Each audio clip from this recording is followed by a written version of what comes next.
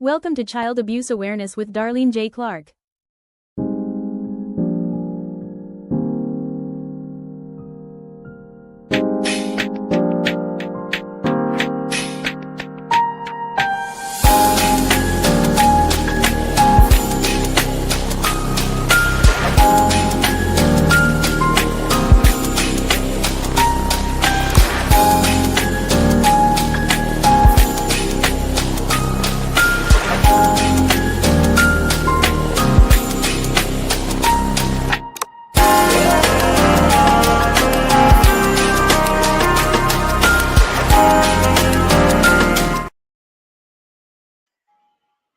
Hello, everyone. Thanks for coming in and watching Child Abuse Awareness with Darlene J. Clark. Be a part of the solution instead of part of the problem. Please come in and say hello, or I can acknowledge you. Thanks for coming in and chatting. Today, we get this is multifaceted with this what is human trafficking. Without further ado, y'all know I went to Human Trafficking Academy at John J. Burnetta in Miami, Florida.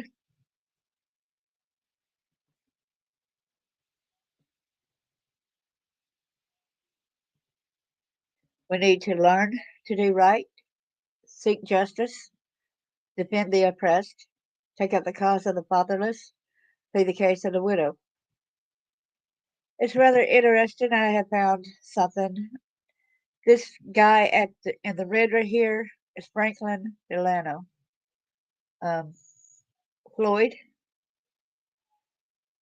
I just posted at Facebook a picture of him and his different aliases, and he was affiliated also with John Ramsey. John Ramsey introduced this killer rapist as Bill Ramsey. There is Vermelli, who is in The Boys.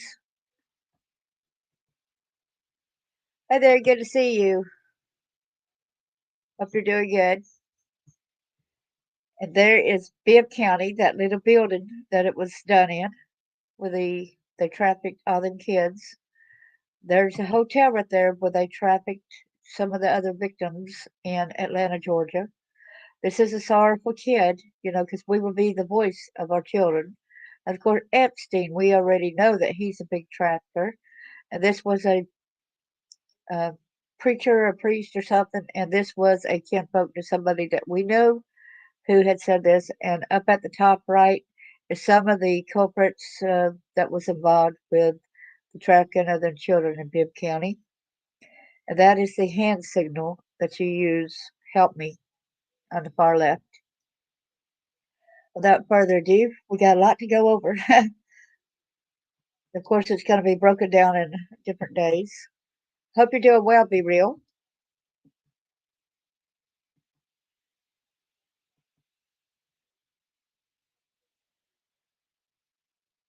Make sure that it makes it the full screen here. There we go. So first we'll go over here and let's look at these statistics by the year. This is signals received in 2024 for the Human Trafficking Hotline.org. Signals received by the hotline in 2024 was 32,309. The signals received were from victims or survivors of human trafficking, 8,024. How do contacts hear about the hotline? And how do contacts reach the hotline? Ways the hotline was found was referral, internet, training conference, billboard, print media, Truckers Against Trafficking outreach, BOS Know Your Rights pamphlet, street outreach, and other. The other was 31,962. Signal types were hotline, cell, 17,957. SMS reports, online reports, email received, and web chat.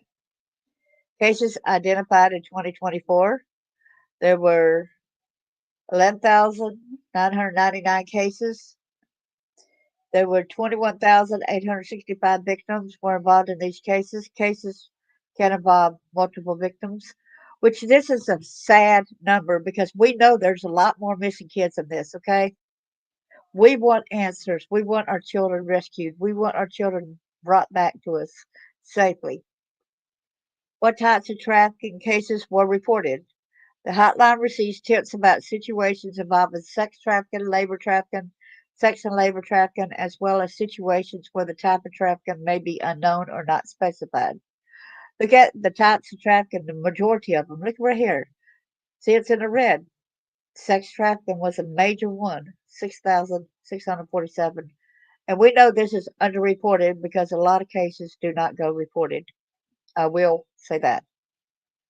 Venues for sex trafficking was residence-based commercial sex, illicit massage spa business, hotel motel-based, street-based, pornography, online ad venue unknown, escort delivery service, bar and club, hostess strip club based, truck stop based, tourism, and others.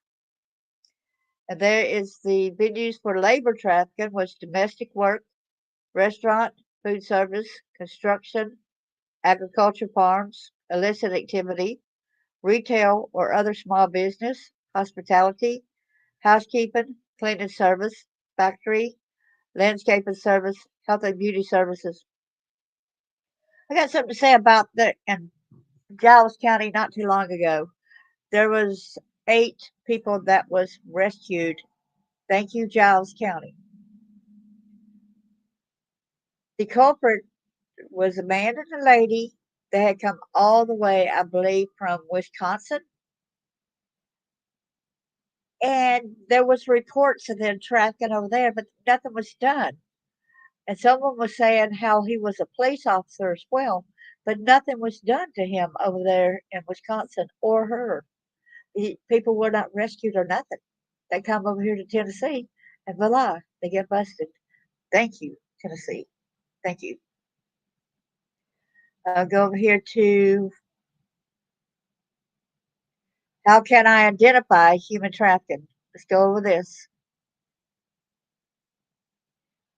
There are many potential signs of human trafficking. Signs can be physical or emotional.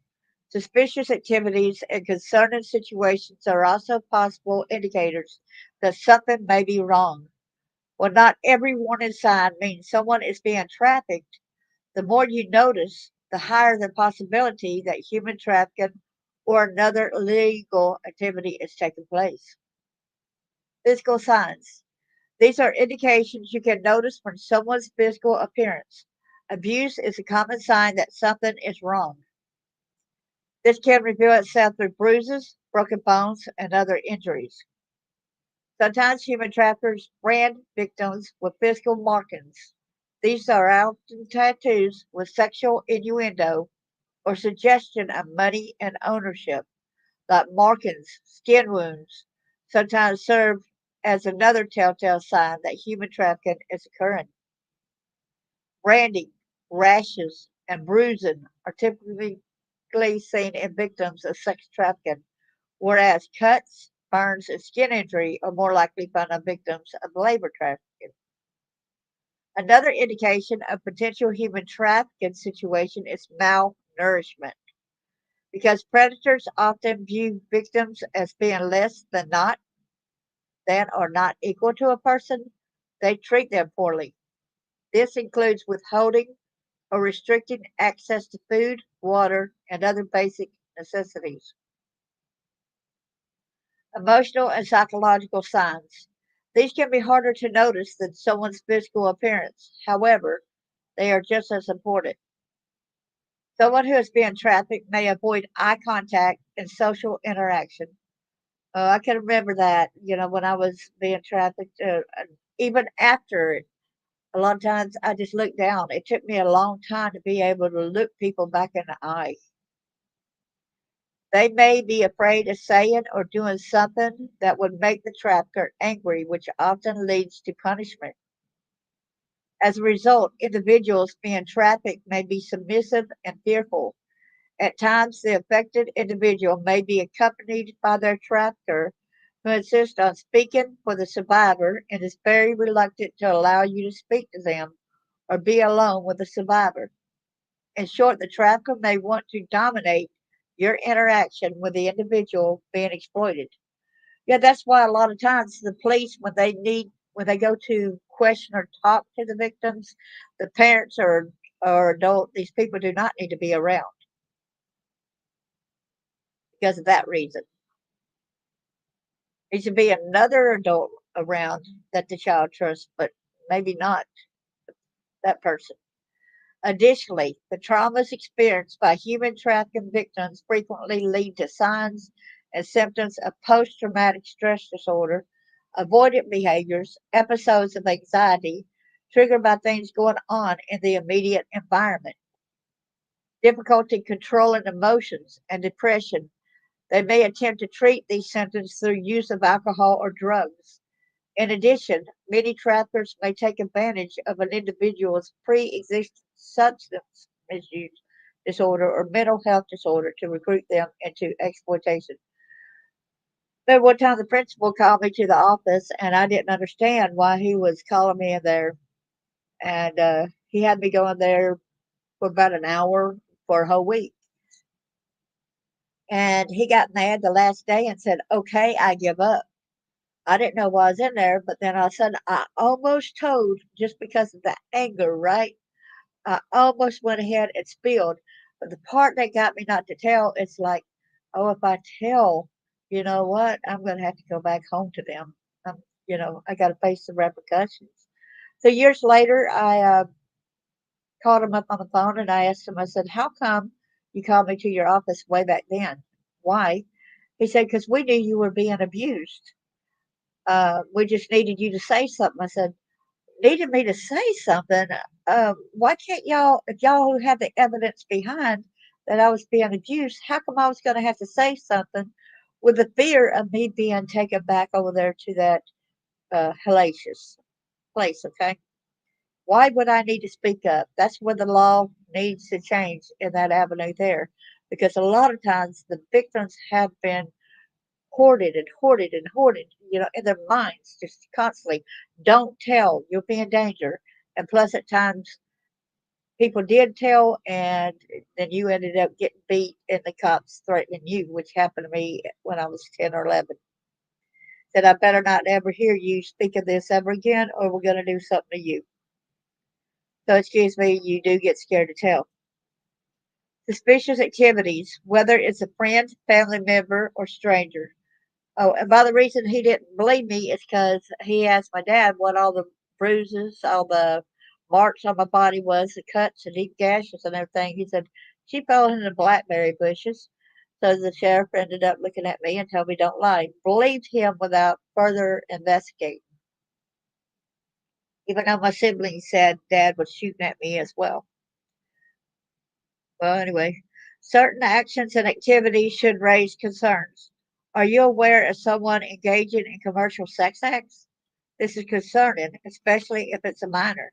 On the same note, a minor dating a much older individual is also a major red flag. Additional suspicious activities include someone living in unreasonable conditions. Too many people living in a small space, especially in a place is owned controlled by the employer, lack of running water and other basic necessities in the context of a filthy environment. Not being in control of personal possessions or checking into a hotel with an individual they appear to have no relationship with. Employment red flags. Labor trafficking is very real, just like sex trafficking. It happens in communities worldwide every day. If an employer collects fees from employees, pays little to no wages, requires excessive work hours without breaks, controls the identity documents, passport, driver's license of employees, or implements an abusive work environment, labor trafficking may be occurring in addition to labor law violations. Another side of this is employees who live at their place of employment. That you can learn more about forced labor here. We have a place around here in Pulaski called Yellow Deli. It is owned by, it says, a 7 tribes, but it's kind of like a cult. They live in their own community, and the young girls that can have the children are the ones that's waiting on the tables. But the old ladies, like maids, the ones that can no longer have kids and such, they are to be working in the kitchen. So they are forced to do this other labor, um, working there. To live there, you have to give up all your possessions, your car. If you got a home, you got property, you sign it over to them. And when you leave, if you decide to leave, you cannot take it with you. You cannot have the car back. You cannot have nothing.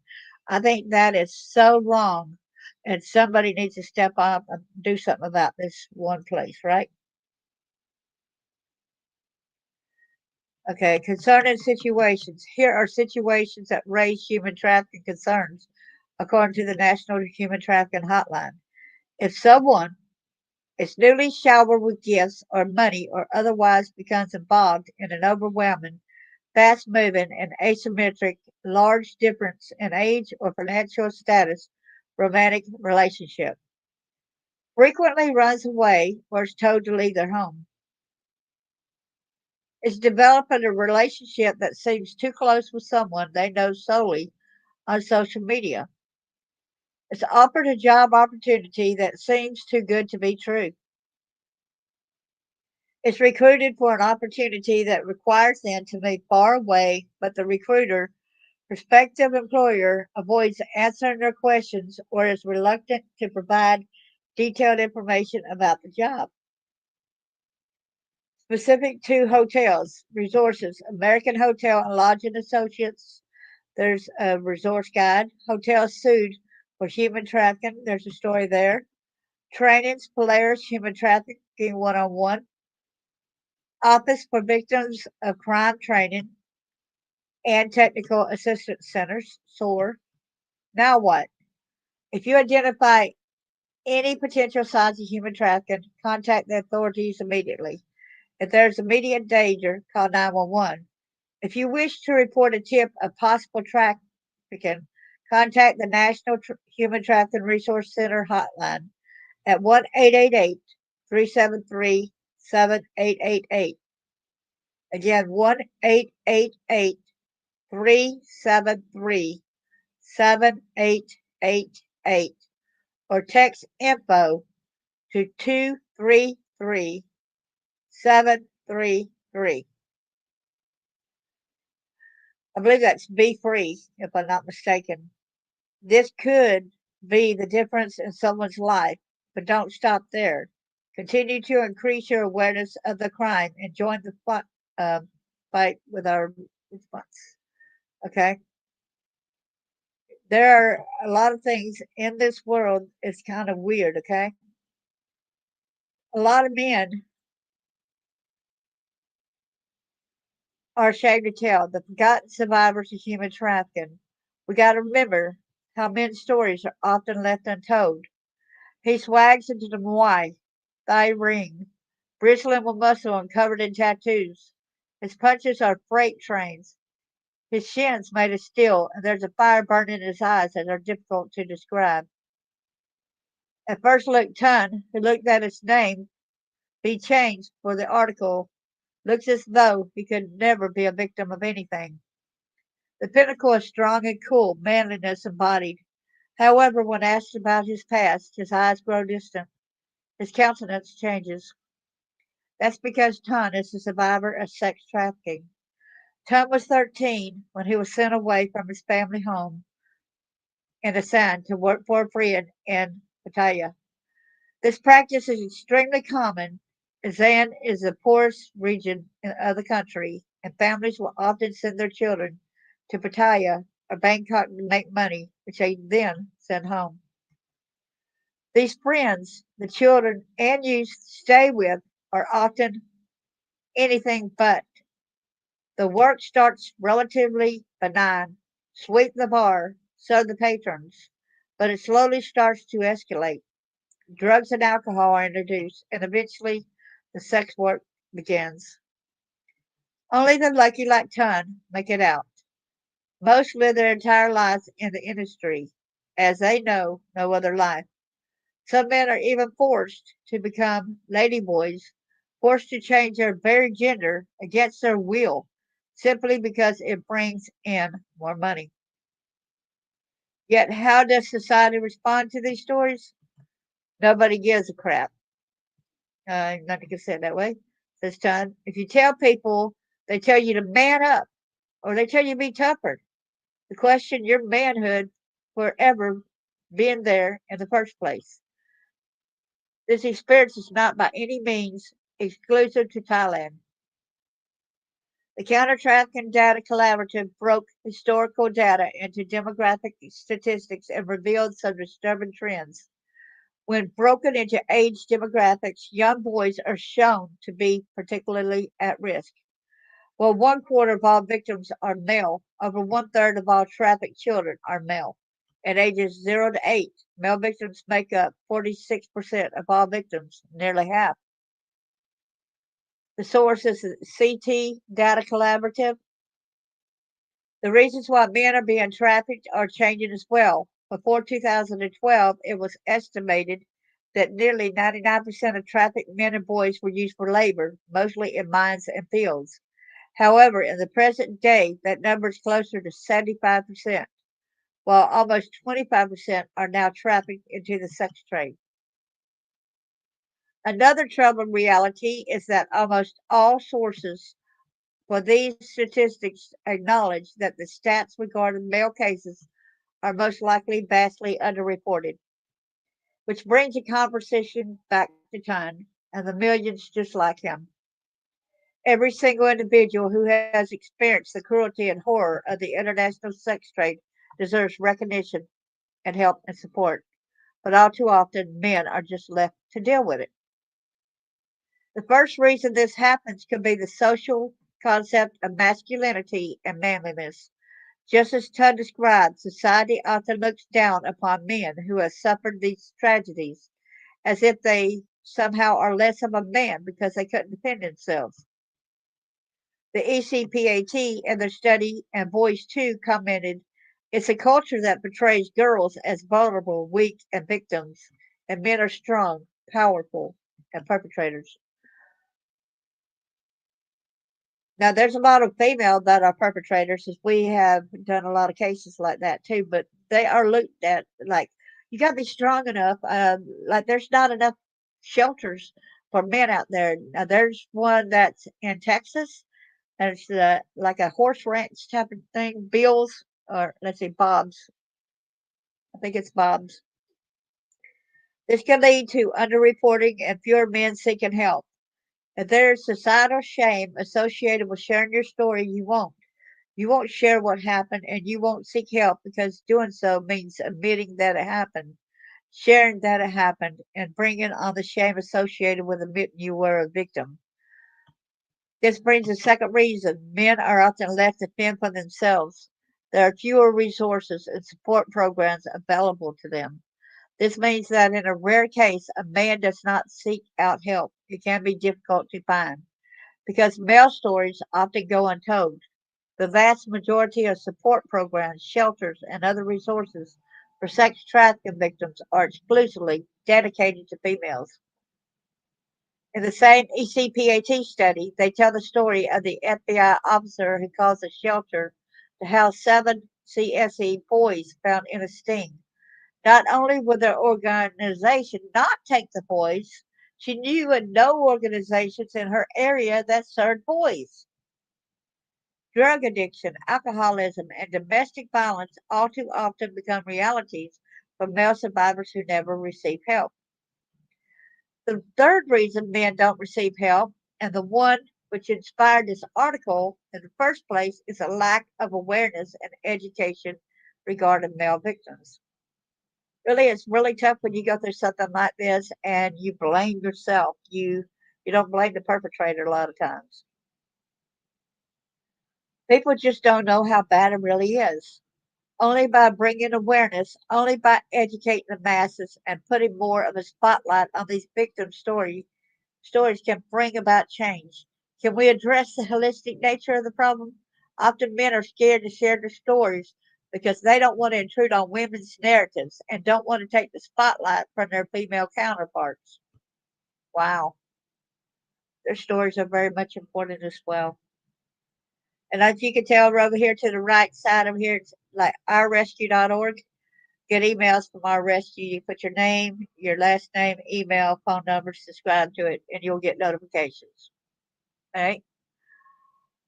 But with sex trafficking, everyone suffers. Victims are from every nation, every background, every gender. We need to pull the weed by its roots, and that means each and every root. So, how can we do this? How can we find the hidden roots of this issue? The first step is to educate ourselves. We included resources down below for further self education. The second step is to engage the narrative. Find blogs, forums, and outreach groups dedicated to sex trafficking, and be sure that all victims are being addressed, that male and female stories are being told. I'm hoping to have a friend come in here and share his story because he's a big advocate. He said he'll do it. We got to find the time to be able to get him in here because he's a survivor as well. Advocate for support groups that support all genders and identities. And if you have the means, donate your time or money to supporting them. But most of all, listen. When Todd agreed to share his story, he did so for one reason and only one reason. If people hear my story, they will know the reality we face. I know this happens to more men. I still know men stuck in the system.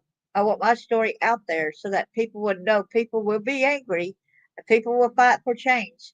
And maybe someday they will stop this will stop happening. So I'm going to stop sharing this for a minute. I'm going to get this case study over here. Hey there, Chris. I'm glad you're here. It's okay. Thanks for coming in. Hey, Mr. L. Good to see you. Hi, Carlene. Thank you so much, Gene Ellen. I appreciate it. And I want to give a couple case stories that I have written down that I have typed up, okay? So, among the most notable labor trafficking trends in recent years is forced labor perpetrated by religious organizations, or perhaps more accurately, organizations claiming to have a religious mission. In cases across the United States, both vulnerable foreign nationals and U.S. citizens were victimized in labor trafficking schemes involving religious organizations.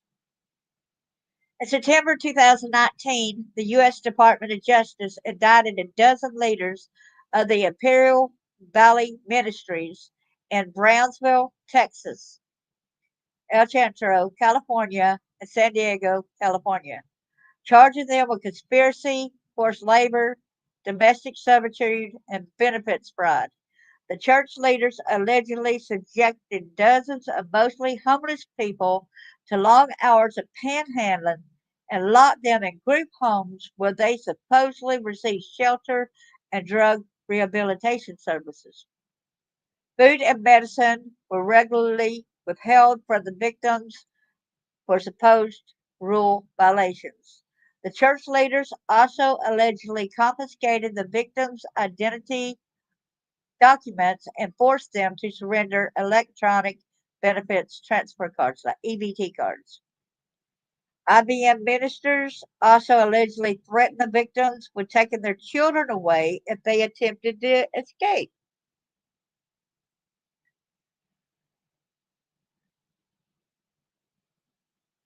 Hey, Eric, good to see you.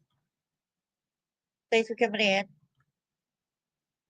And now there's Tracy in April 2021. Tracy Dickey, a self appointed bishop of Deliverance Tabernacle Ministries, was sentenced to 12 years imprisonment for a forced labor scheme that victimized church members in Florida, North Carolina, and Pennsylvania. Dickey forced church members to work multiple jobs, including as desk clerks at hotels, and confiscated all their earnings.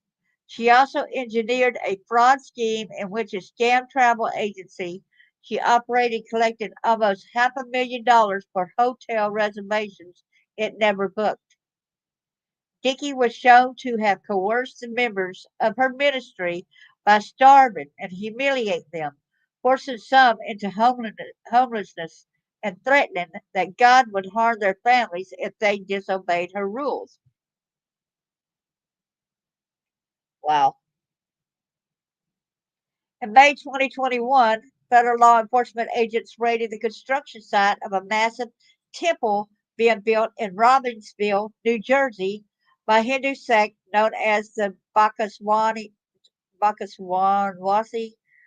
Ankshar. I don't know how to say the name, so it's called BAPS.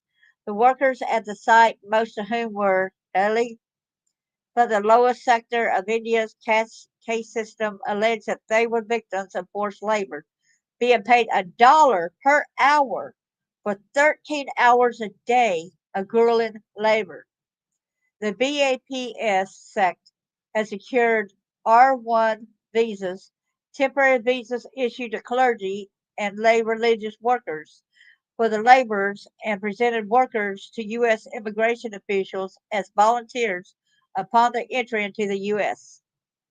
Upon their arrival, the laborers allegedly were required to sign labor contracts, often in English, and instructed to tell U.S. officials that they were skilled carvers or decorative painters.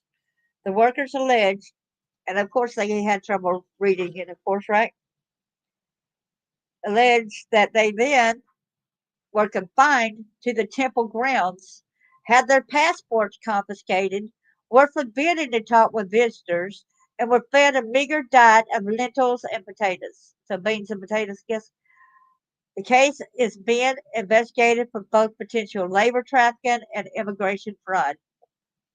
Now, in recent years, more forced labor lawsuits have been filed against the Church of Scientology. The suits have been filed by ex Scientology members alleging not only forced labor but also retaliation, child abuse, libel, slander, invasion of privacy, and intentional infliction of emotional distress. A number of the cases involve the church's C organization, C.org, a clergy like workforce in which members sign billion-year contracts and work up to 100 hours a week for little or no wages. One of the lawsuits describes the Sea Org structure as a human trafficking scheme that financially benefits the larger Church of Scientology, while the Ninth Circuit Headley labor trafficking lawsuit was resolved in favor of the church in 2012.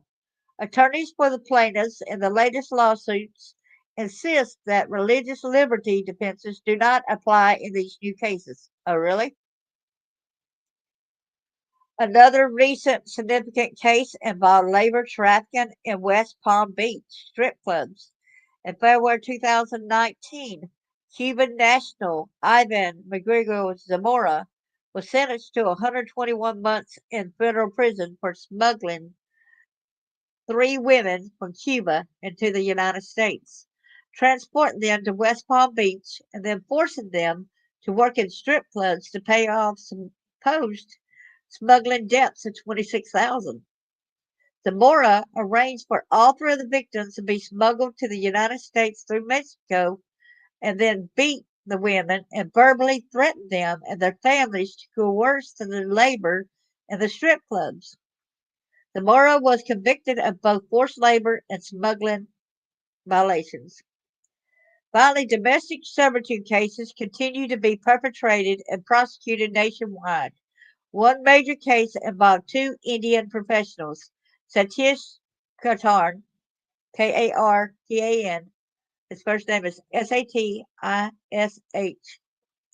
a wealthy businessman, and his wife, Sharmistha Barai, Barai, a successful child psychiatrist, wow, who enslaved young women from India in their Stockton, California home.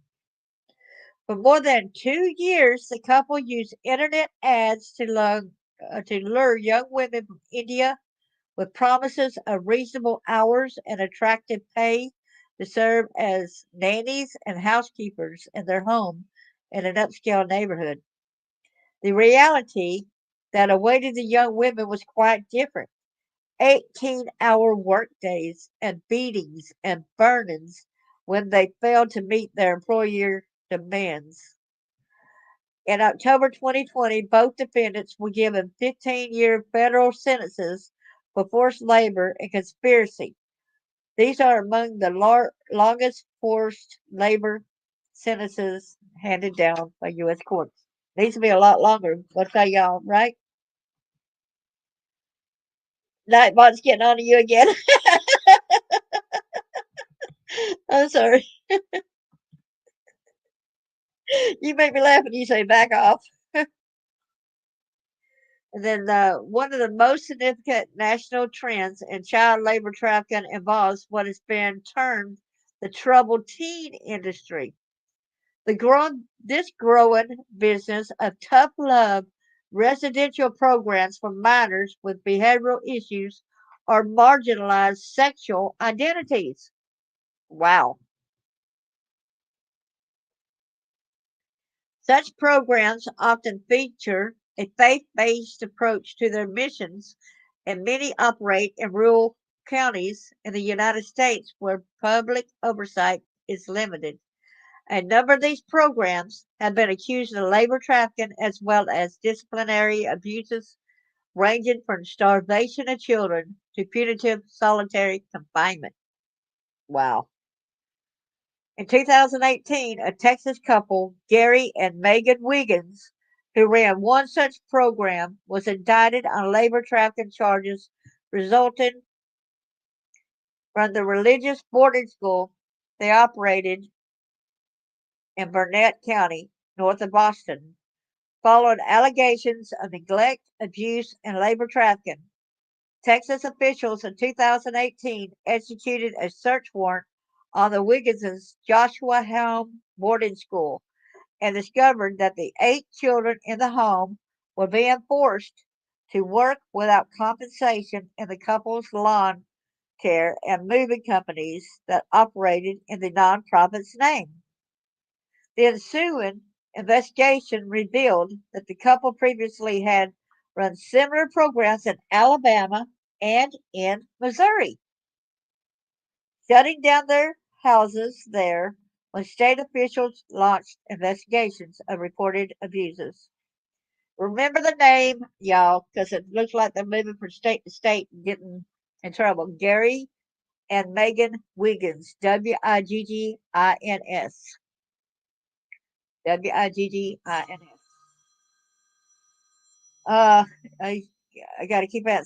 I don't need to answer that. Sorry. One former teen resident who identified as gay reported suffering repeated beatings at the hands of the Wigginses meant to make him straight. In 2021, a class action lawsuit was filed against the Wyoming based Trinity Teen Solutions, a corporation that operated group homes in several states for troubled teenagers, promising parents that the minors would receive full time, cutting edge therapies and would complete their high school studies. The plaintiffs alleged that the minors were instead forced to work without pay for periods that ranged from months to years. Refusal to work led to threats that the children would suffer physical or emotional abuse and prolonged confinement. Also named in the lawsuit were defendants Triangle Cross Ranch and the monks of the Most Blessed Virgin Mary of Mount Carmel. You would think that a ranch, Triangle Cross Ranch, the monks of the Most Blessed Virgin Mary of Mount Carmel. Wow.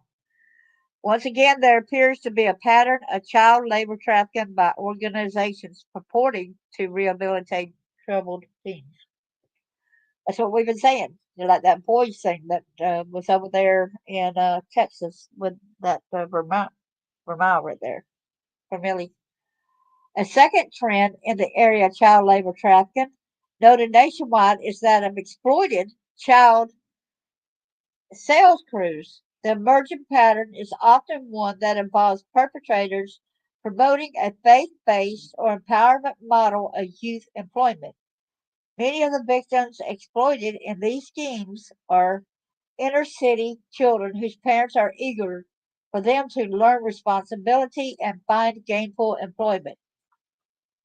Parents beware, please, for the children are driven out of their own neighborhoods by their traffickers and taken to another city or county where they are ordered to sell candy or magazines or simply to panhandle.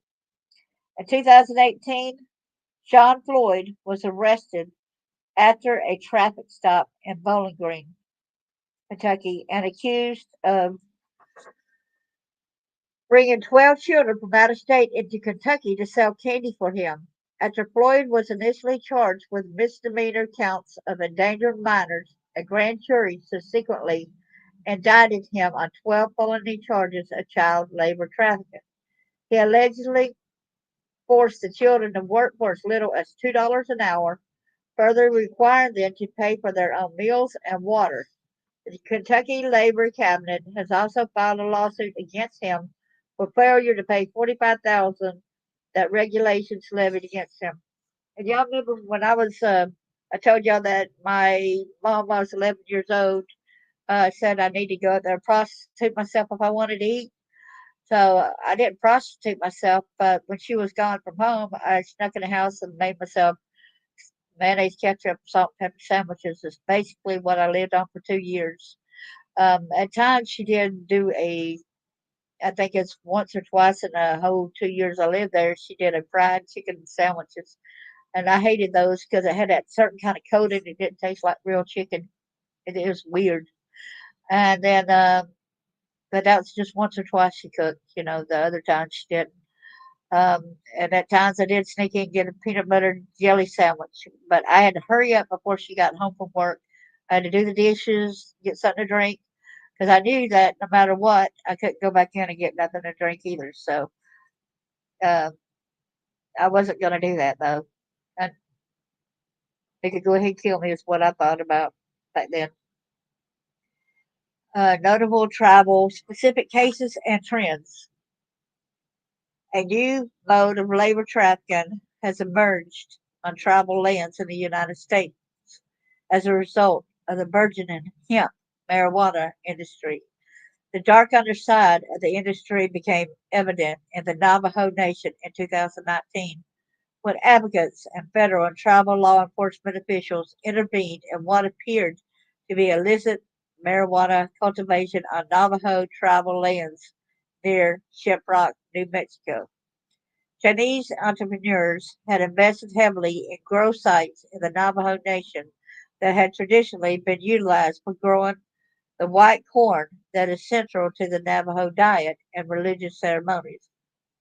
The Chinese entrepreneurs officially claimed that their farming sites were dedicated to the production of hemp that can be sold in the legal cannabidiol CBD market nationwide, suspected that many of the Chinese owned farms were harvesting not hemp, but high grade illegal marijuana for black market consumption. Federal authorities launched Operation Navajo Gold in 2019. The initial raid netted more than 60,000 pounds of illegal marijuana from the Chinese owned and operated farms. As Operation Navajo Gold was continued, it was revealed a second form of organized crime as well, the large scale labor exploitation of Chinese immigrants recruited from Southern California and transported to the relatively remote farms of the Navajo tribal lands. Chinese labor bosses had brought in as many as 1,000 Chinese laborers, many of whom had lost restaurant jobs in Southern California as a result of the pandemic and were desperate to pay off smuggling loans owed to Chinese snakeheads, a term used in China for human smuggling gangs. The federal drug raid revealed the presence of scores of these laborers, many of whom had been recruited through WeChat, the social media and messaging platform popular among the Chinese community. Federal and tribal law enforcement officials found emaciated, disoriented Chinese immigrants sleeping on the floors of greenhouses or in the fields who had not been paid and were close to starving. Victim interviews revealed that most had come from the San Gabriel Valley in the Los Angeles, California area, home to one of the largest Chinese immigrant communities in the U.S.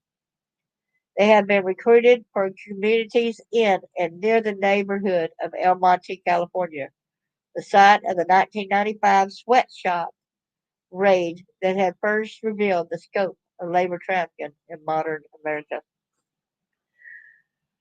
That's a lot of information for today, and like to get more information. There's this. Let me show you what I want to get out there discussing tomorrow. Uh, Share the screen right quick.